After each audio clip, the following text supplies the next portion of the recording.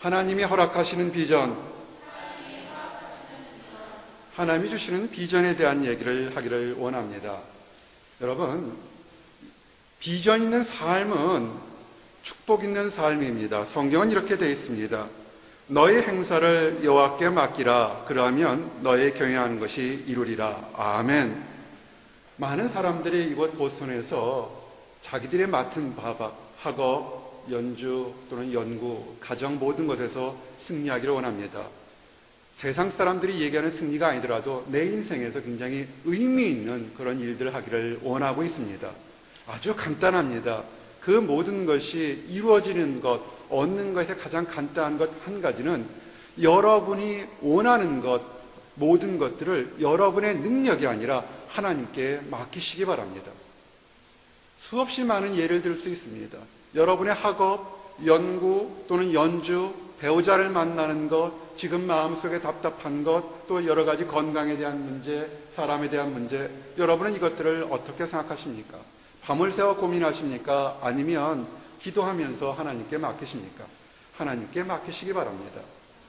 혹시라도 이 말씀이 이해가 안 되는 분들을 위해서 아주 간단한 예화를 하나 여러분들에게 소개하고자 합니다. 차를 운전하시는 분은 이쪽 스트로 드라이브 쪽에 오게 되면 이런 표지가 있습니다. 중간중간에 다리가 있기 때문에 다리를 통과할 수 있는 높이의 차량이 이렇게 표시되어 있습니다. 10피트 이상 높이가 넘는 차는 들어오지 못하라고 클리어런스 10피트 이렇게 되어 있습니다. 분명히 그 사인이 나오기 전까지는 아무런 것이 없습니다. 근데 그 사인이 나올 때쯤 되면 큰 차들은 거기를 지나갈 수가 없습니다. 가끔 가다가 외지에서 오는 차량이나 또는 무심코 들어오는 버스들이 이 스트로 드라이브를 들어오게 됩니다. 그래서 문제가 생기는 것이 뭐냐면 뷰 브릿지의 다리 높이가 10피트가 채 안 됩니다. 10피트를 넘는 버스는 10피트가 넘습니다.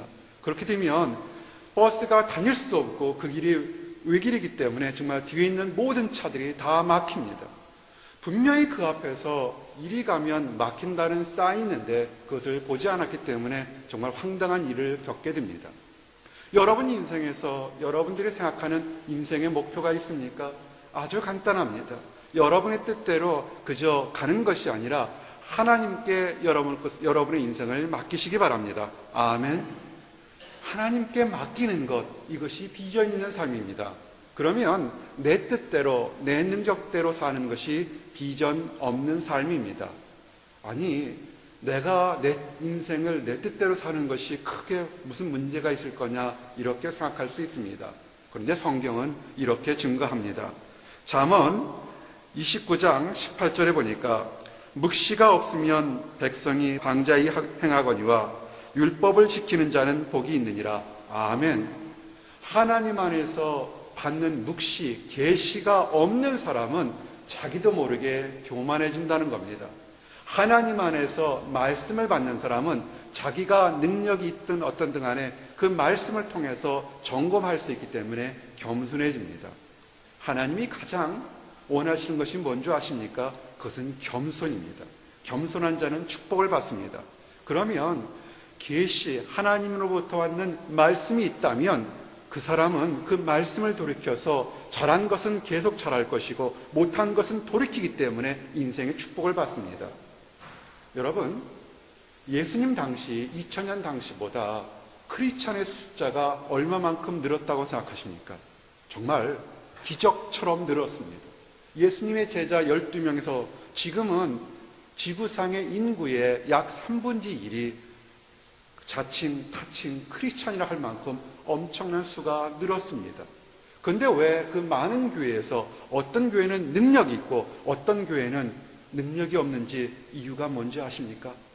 교회가 크다고 능력이 있는 것이 아니고요. 교회가 작다고 능력이 없는 것이 아닙니다. 어느 교회든 간에 하나님 말씀, 계시가 선포되어서 그 계시 선포되는 말씀이 성도들의 가슴과 인생에 도전이 된다면 거기는 축복이 있는 교회입니다. 아멘. 그렇지 않다면 외형적으로 중세 때 카톨릭 교회가 타락한 것처럼 거기는 비전이 없는 삶이요 비전이 없는 교회인 것입니다. 아멘. 그러면 비전 있는 모습이 어떤 모습인지 이제 증거하기를 원합니다. 비전이 있는 모습에서는 여러 가지로 우리들에게 비전을 줄 수 있습니다. 어떤 사람에게는 말씀을 묵상하는 가운데 깨달을 수 있고요. 또는 다른 신령하게 다니엘처럼 하나님께서 얘기할 수도 있습니다. 그런데 통상적으로 많은 성도들에게 하나님이 여러분에게 말씀하시는 방법들의 아주 대중적인 방법이 하나 있습니다. 그것이 꿈입니다. 혹시 꿈을 꾸십니까? 어떤 형제는 그래요. 아유, 꿈꿀 시간이었어요. 머리가 베개에 닿기만 하면 코 골고 자는데요. 이런 사람들도 있습니다. 사실은 꿈은 꿉니다. 기억을 못하는 것뿐이겠죠. 그런데 가끔 꿈 중에서 여러분의 인생을 좌우할 만한 굉장히 큰 꿈들이 있습니다. 그것은 내가 생각하는 나의 머리의 연상작용이 아니라 하나님께서 여러분에게 비전을 주기 위해서 꿈이라는 모습으로 얘기를 합니다. 성경에는 대표적인 그런 꿈으로 말씀하신 그런 계시들이 있는데 간단히 증거하면서 성도들에게 꿈으로 하나님께서 말씀하실 수도 있구나라는 것을 고려하시기 바랍니다. 대표적인 얘기가 에스겔이 꿈꿨던 그런 환상입니다. 꿈입니다. 뭐냐면 그 해골 골짜기 다 죽어가는 그런 시체들만 처리하는 골짜기에 그 마른 뼈들이 다 시체들이 갑자기 살아나는 그런 꿈을 에스겔이 봤습니다. 그것은 뭐냐면 너희들이 세상 사람들이 보기에는 다 죽었다 할지라도 하나님의 성령의 말씀이 임하면 마른 뼈다귀가 살아서 새살이 붙고 새로운 사람 된다는 하나님 안에서의 계시를 본 그런 큰 꿈입니다. 이것이 에스겔은 이해할 수 없었습니다.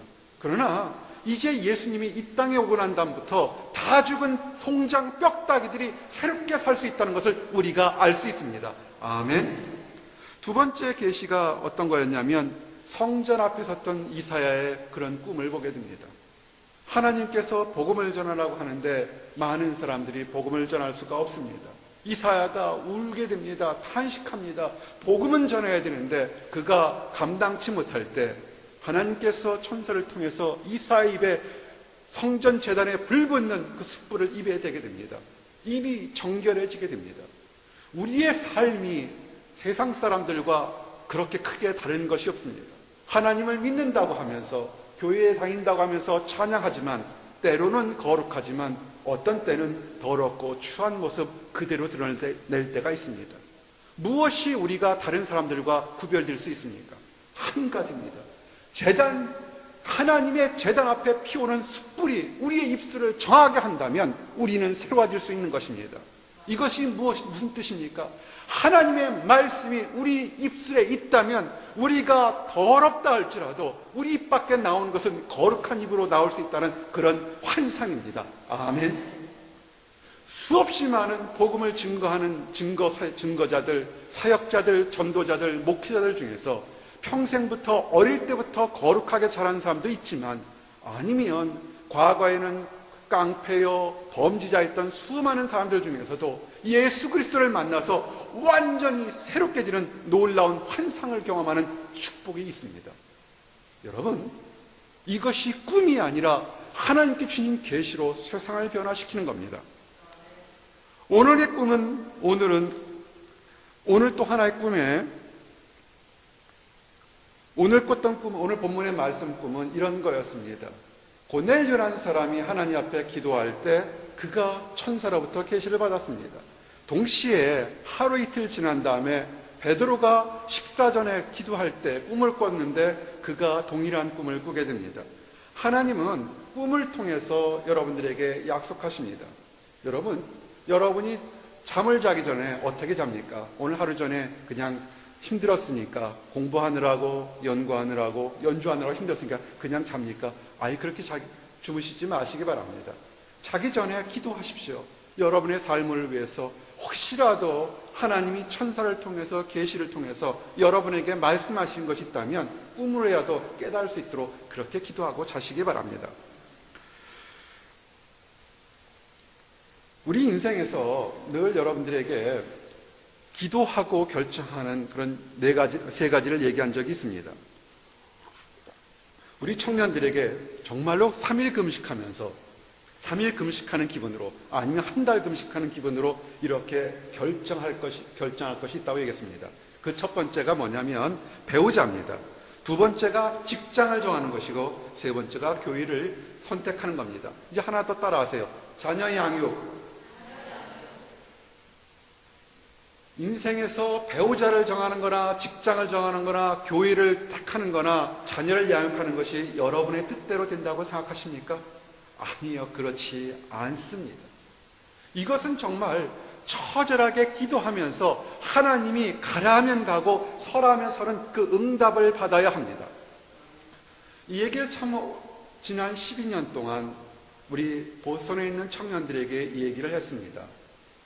그래서 그 중에서 새롭게 인생을 사는 청년도 있는가 하면 어떤 청년들은 목회자에게 대들기 위해서 이런 얘기하는 것이 있습니다. 교회를 떠날 때거나 어떤 사랑하는 사람과 사귀던 사람과 헤어질 때 이렇게 얘기합니다. 목사님, 기도했습니다. 그리고 응답받았습니다. 그러고 갑니다. 한번 생각해 보시기 원합니다. 이 모든 것이 내가 기도해서 이루어지는 겁니까? 아니면 하나님께서 응답이 이루어지는 것인지 궁금할 때가 많습니다. 여러분 삶 속에서 지금 택하는 여러분 장래에 일을 하는 전공에 대한 문제라든지 배우자를 선택하는 문제라든지 또는 교회와 또는 여러분이 앞으로 있을 자녀를 양육할 때 어떻게 되는지 오늘 말씀을 통해서 증거하기를 원합니다. 세 가지를 증거하면서 새로운 도전 받기를 원합니다. 따라하십시오. 비전은 기도로 연결된다.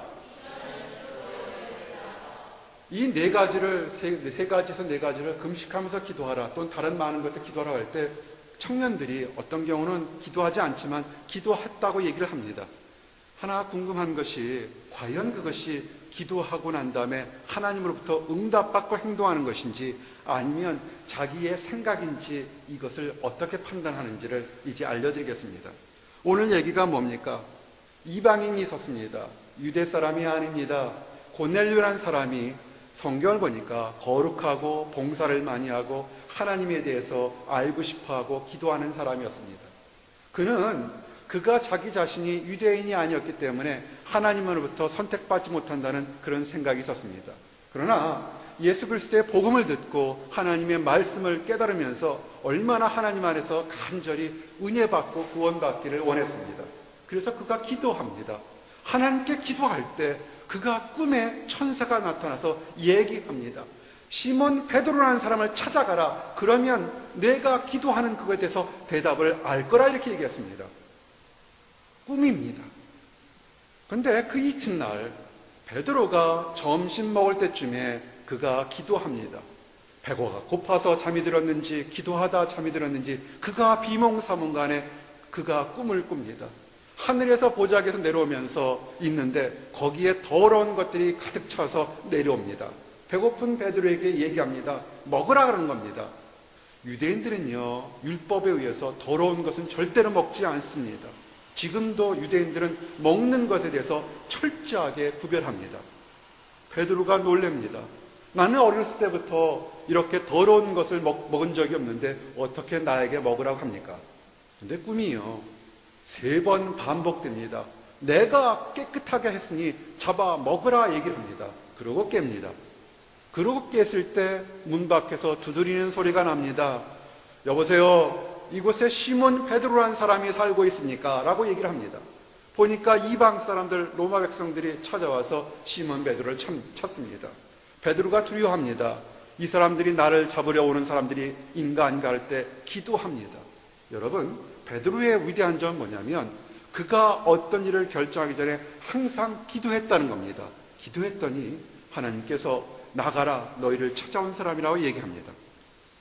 보니까 양쪽에서 고넬료가 기도한 시몬 베드로와 베드로가 기도했던 그 사람들이 만나서 베드로가 이방인들에게 복음을 전하는 기적 같은 역사가 일어납니다. 여러분, 여러분이 원하는 것들, 인생의 목표는 여러분이 밤을 새워 노력하는 것보다 먼저 기도로 시작하시기 바랍니다. 지금 가정에 문제가 있습니까? 연구에 문제가 있습니까? 아니면 사람과의 문제가 있습니까? 아닙니다. 여러분이 문제를 해결하지 못하고 계속 문제 속에서 처절하게 싸우고 있는 것은 뭐냐면 무릎 꿇어 기도하지 않아서 그렇습니다. 하나님은 여러분들에게 기도로, 비전으로 응답을 주기로 하는데 여러분이 기도하지 않기 때문에 그렇습니다. 기도하십시오. 기도하는 자리에 오시기 바랍니다. 아직 내가 기도하는 법이 서툴거나 잘 모르게 되면 함께 기도하는 곳에 와서 하나님의 응답을 받으시기 바랍니다. 아멘. 기도하는 가운데 목회자의 설교 말씀을 통해서, 찬양하는 그 가사를 통해서, 또는 멜로디를 통해서, 아니면 여러분이 잠잘 때 꿈을 통해서 하나님은 말씀하십니다. 아멘. 이것을 봐도 여러분들에게 금식하면서 기도했던 배우자나 교인이나 직장이나 자녀 양육 문제는 내 스스로가 드린 것이 아닙니다. 상대방도 동일하게 내가 기도하고 상대방도 기도해서 동일한 결과가 나올 것이 온당한 하나님의 응답입니다. 아멘. 두 번째, 따라하십시오. 더욱 큰 비전을 따르라. 다시 한번요. 더욱 큰 비전을 따르라.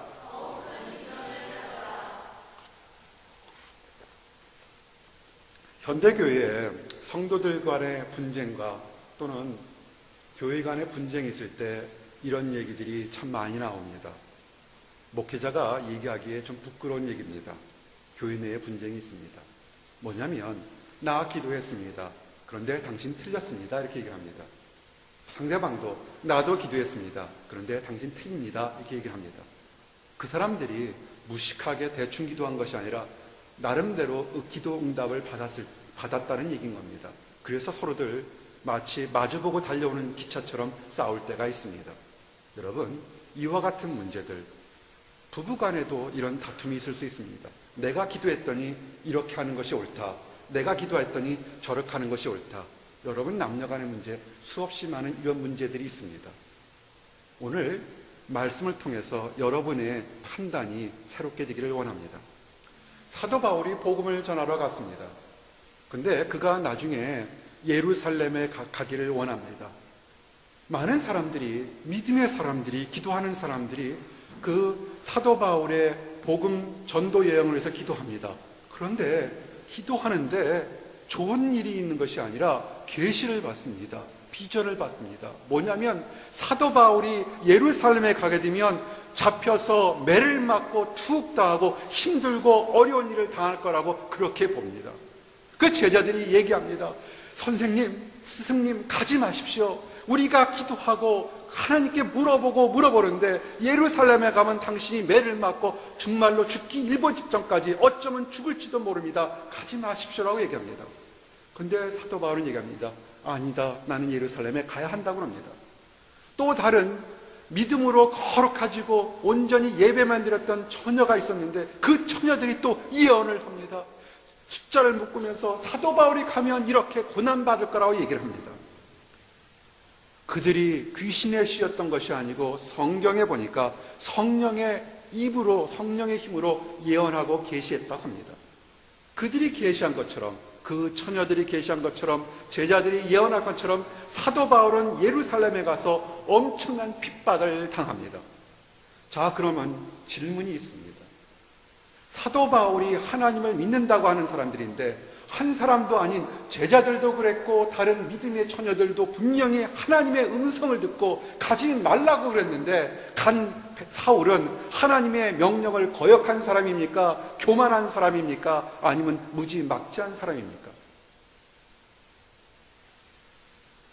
사도 바울이 제자들이 예언한 것처럼 정말로 다 죽게 되로 매맞고 옥에 갇혔습니다. 그럴 때 그 밤에 하나님께서 사도 바울에게 이렇게 얘기합니다. 담대하라. 네가 예루살렘에서 나의 일을 증거한 것 같이 로마에서도 증거하여야 하리라. 아멘. 사도 바울은 제자들이 봤던 것을 사도 바울도 기도할 때 보았습니다. 여러분, 하나님이 비전 줄 때요, 나만 비밀스럽게 주지 않습니다. 비전은요, 믿음의 사람들은 다 공유하는 겁니다. 제자들이 본 비전, 믿음의 처녀가 본 비전, 사도 바울도 봤습니다. 그런데 사도 바울들은 믿음에서 한 단계 더 큰 비전을 봤던 겁니다.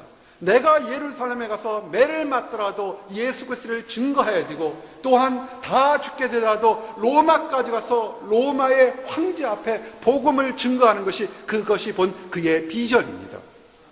제자들은 왜 못 봤을까요?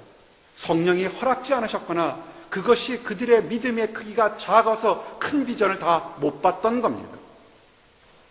사랑하는 성도 여러분, 현대교회의 성도들의 문제와 다른 문제들이 있을 때 작은 비전을 가진 사람이 큰 비전 보고 틀렸다 맞았다 얘기하게 되면 참 문제가 생깁니다. 왜냐하면 그들의 판단이 틀렸던 것이 아닙니다. 그들의 판단도 맞고 정확합니다. 그런데 하나님이 더 큰 계획을 그들이 아직 연약해서 성숙지 못하기 때문에 깨닫지 못했던 겁니다. 만약에 사도 바울이 제자들과 다른 많은 믿음의 사람들의 그 예언대로 비전대로 가지 않았다면 이 세상에 복음 전하는 것은 한참 더 뒤에 이루어졌을지도 모릅니다. 우리가 늘 겸손해야 되는 것이 여기 있습니다. 어느 한 번의 부흥 집회나 어떤 특별한 모임에서 성령을 받았다고 교만할 필요가 하나도 없습니다. 하나님의 비전은 더 큰 비전을 앞서도록 항상 예약되고 준비되어 있는 겁니다. 아멘. 이제 마지막으로 하나님이 우리에게 왜 비전과 능력과 그런 초현실적인 때로는 담대함을 주신 이유가 있습니다. 한번 같이 고백합니다. 참된 비전은 복음 전도이다. 우리에게 미래를 앞에 내다보는 힘, 병자를 고치고 기도해서 응답받는 것들이요, 그것이 내 집, 내 가정, 내 학교, 내 직장에서 잘 되려고 그러는 것이 아닙니다. 한 가지입니다. 여러분을 그 응답받고 비전 갖는 것은 여러분을 편히 먹고 살게 하는 것이 아니라 그 과정을 통해서 궁극적인 목표, 하나님의 나라의 확장, 복음 전도의 거기에 하나 있는 것입니다. 오직 성령이 너희에게 임하시면 너희가 권능을 받고 예루살렘과 온 유대와 사마리와 땅끝까지 이르러 내 증인이 되리라. 아멘. 그래서 우리가 즐거워할 수 있습니다. 우리가 기도해서 응답받아서 내 필요한 거 이루어졌다고 교회를 떠나거나 믿음에서 떠난다면 그것은 하나님이 그 형제나 자매를 향한 비전을 다 중간에 차고 나가는 것과 똑같습니다. 우리가 기도해서 이루어지는 목적은 한 가지입니다. 이루어지지 않았을 때 너무 힘들어서 원망과 다툼과 그런 우울한 상태에 있는 것이 아니라 능력 있게 복음 전하려고 해서 우리가 기도 응답을 주는 겁니다. 만약에 여러분의 믿음이 좋다면 기도 응답이 이루어지지 않는다 할지라도 아닙니다. 기도했는데 응답되지 않는 것 그 자체도 기도 응답입니다. 이 모든 것이 복음 전도를 하기 위한 것입니다. 이제 말씀을 요약합니다. 하나님이 주시는 비전이 있어야 삽니다. 비전은 우리를 겸손하게 만들고 비전은 우리가 어디로 가야 될지에 대한 그 정확한 길을 제시합니다. 이 첫 번째는 기도로 시작됩니다. 항상 비전은 기도로 시작됩니다. 두 번째는 내가 비전을 가졌다도 하나님은 더 큰 비전을 나를 통해서 다른 사람을 통해서 또한 제시할 수 있습니다. 늘 겸손하게 하나님 뜻이 무엇인지를 찾아야 되는 것이 우리의 소명입니다. 아멘. 그리고 마지막으로 우리에게 능력을 주시고 승리하게 하시고 기쁨 주시는 목적이 뭐냐면 복음 전해서 하나님을 알지 못하는 사람에게 믿는다고 하지만 지친 모든 사람들에게 새롭게 살 수 있도록 그렇게 복음 전도하도록 우리에게 비전을 주신 것입니다. 이거 능력을 다 감당해서 칭찬받는 모든 성도들이 되시기를 예수님의 이름 받들어 축원합니다. 아멘. 기도합니다. 하나님 감사합니다. 아버지, 우리에게 비전을 허락하심을 인하여 감사합니다. 아버지, 우리가 그냥 우리의 뜻대로 우리의 힘대로 살지 않게 하시고 하나님의 계획대로 따라가게 하심을 인하여 감사합니다. 우리가 판단하기에는 때로는 어렵고 답답하고 두렵지만 하나님은 반드시 가장 좋은 계획을 우리에게 주심을 믿습니다. 아버지, 승리했을 때 겸손할 수 있도록 인도하시고 힘들고 어려울 때 기도하며 찬양할 수 있도록 인도하여 주시옵소서. 그래요, 한 걸음 한 걸음이 새로운 삶이 될 수 있도록 허락해 주시옵소서. 아버지, 특별히 하나님을 알지 못해서 안다고 하지만 지치고 낙심한 심령들에게 하나님 주신 큰 기쁨을 맛볼 수 있도록 허락하여 주시옵소서. 감사드립니다. 예수 그리스도 이름 받들어 기도드렸습니다. 아멘.